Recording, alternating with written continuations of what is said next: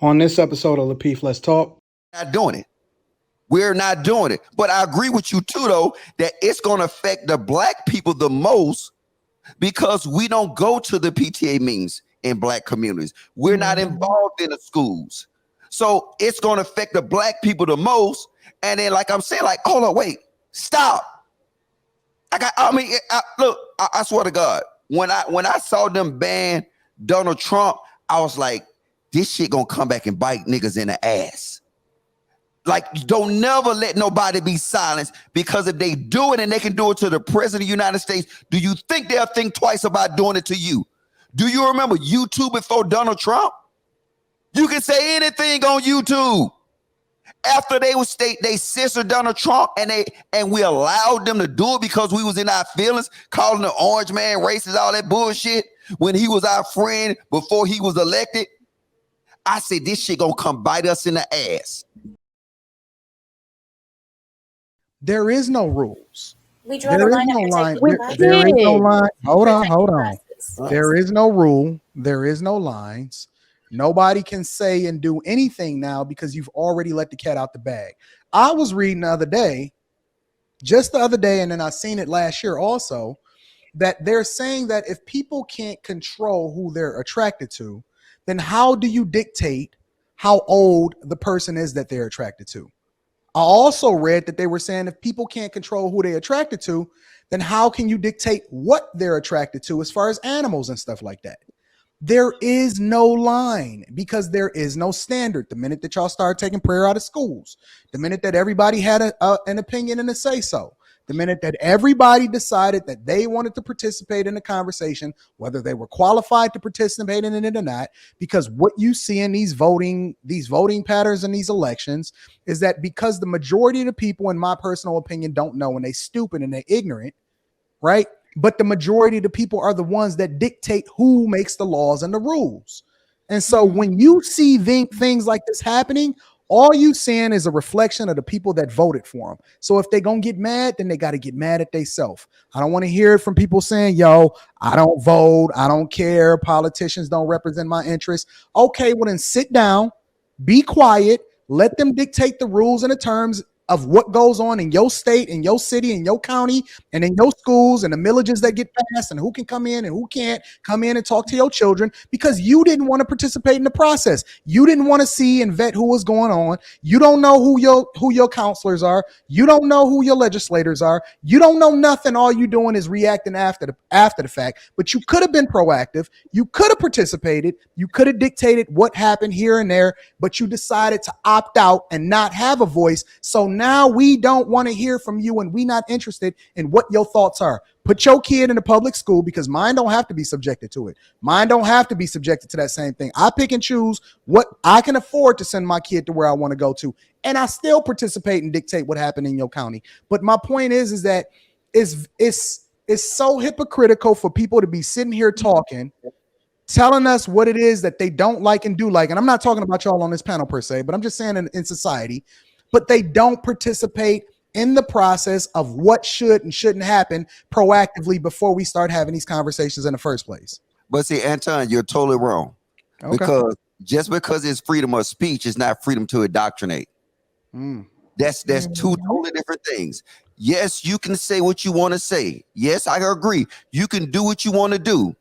But indoctrination, by definition, is the process of teaching a person or a group a set of beliefs uncritically. You cannot criticize. So the thing is when you bring that to schools, it's part of what they call it, a lesson plan or whatever. So now it's uncritical. So it's yes, I agree with you. It should be freedom of speech. But guess what?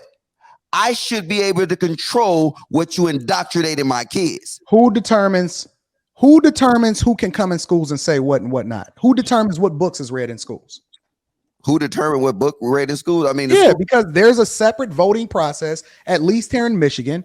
It's the separation of powers. The mayor don't even get to dictate it. The superintendents, who's ever in charge of the school board, all of that stuff is voted on, and people do not participate in the process. So if you see this stuff being played out, I was just addressing what you said. No. Listen, I'm not disagreeing with what you're saying.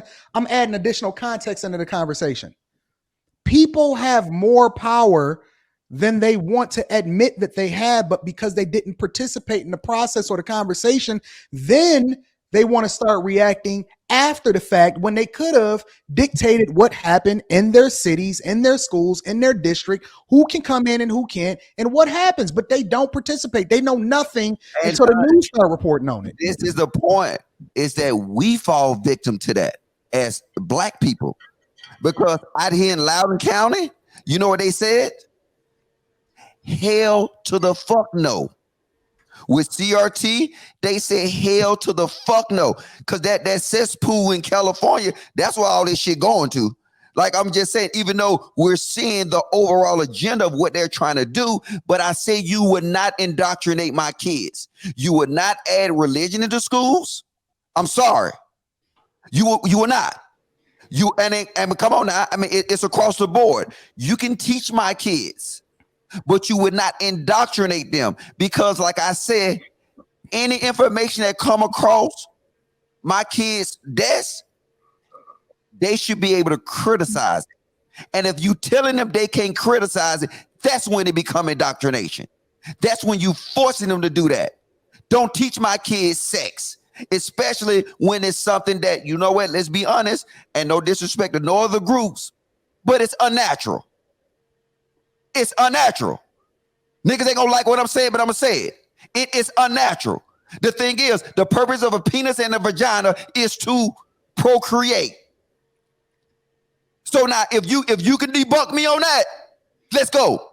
Other than that, you keep that shit to yourself. If they find out for themselves and want to do it, then guess what? It's game on. But you would not indoctrinate them with a set of beliefs that they are not able to analyze uncritically. That is indoctrination, and I don't believe that. That's fuck shit. It's different from freedom of speech. So how do you solve for it? How do you solve? I don't disagree with you. How do you solve for it? How do you solve for the indoctrination that's happening in society today? You do like they did in Loudoun County.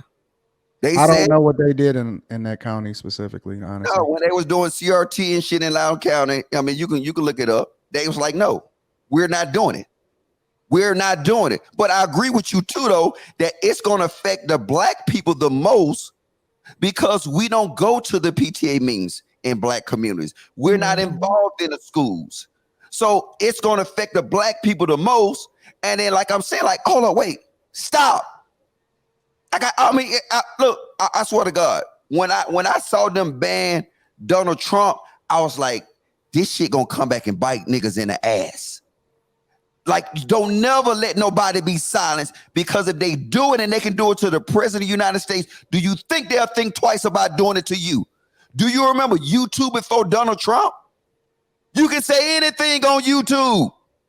After they censored Donald Trump, and we allowed them to do it because we was in our feelings, calling the orange man racist, all that bullshit, when he was our friend before he was elected.